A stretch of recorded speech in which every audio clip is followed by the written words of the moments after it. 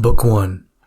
From my grandfather Varus, I learned to be gentle and calm, and to control my anger and passions. From the reputation and memory of my father, I learned modesty and manly behavior. From my mother, I learned to be religious and generous, to avoid even the intention of doing wrong, to be content with a simple diet, and to avoid the excesses often associated with great wealth. From my great-grandfather, I learned the value of attending public schools and lectures and of finding good and capable teachers for private education, understanding that it's worth the expense for such opportunities. From my caregiver, I learned not to get overly attached to the two main chariot racing factions in the circus, the Porcini and Veneti, nor to favor any specific gladiators or fighters in the amphitheater, such as the Parmulari or Secutores.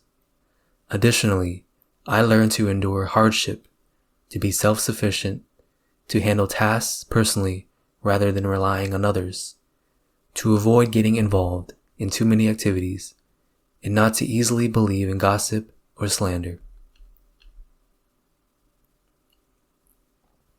From Diognetus, I learned not to get involved with trivial matters and not to easily believe in the claims of those who boast about performing miracles, or by sorcerers, magicians, and impostors who talk about the power of charms and exorcising demons. I also learned not to keep quails for gambling or become obsessed with such things. I learned not to be offended by others' freedom of speech, and to dedicate myself to philosophy. I am grateful to him for introducing me to philosophers like Bacchius, Tandasis, and Marcianus, for encouraging me to write dialogues in my youth, and for instilling in me an appreciation for the simple lifestyle associated with Greek philosophers, including the use of a philosopher's couch and wearing skins. From Westercus, I learned to recognize that my life needed improvement and healing.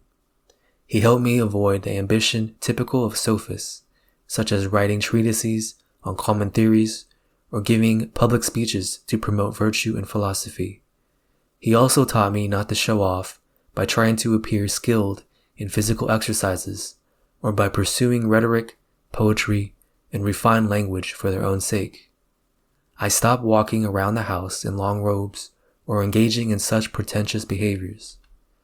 Rusticus showed me how to write letters simply and without affectation, like the one he wrote to my mother from Sinuessa. He also taught me to be quick to reconcile with those who had wronged me, to read diligently, and not to be content with superficial knowledge or quickly accept popular opinions.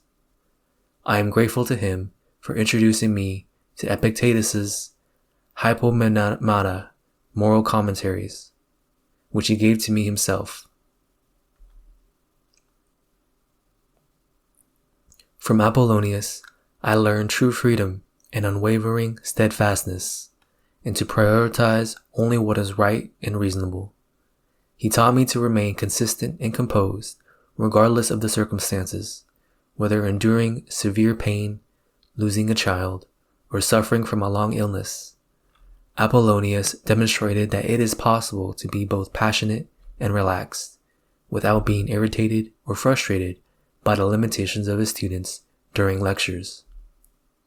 He was a living example of a man who, despite his remarkable skills in teaching and persuading others in Stoic philosophy, remained humble about his abilities.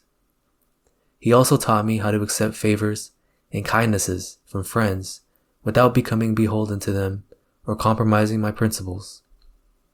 At the same time, he showed me the importance of acknowledging these acts with gratitude, avoiding insensitivity or ingratitude.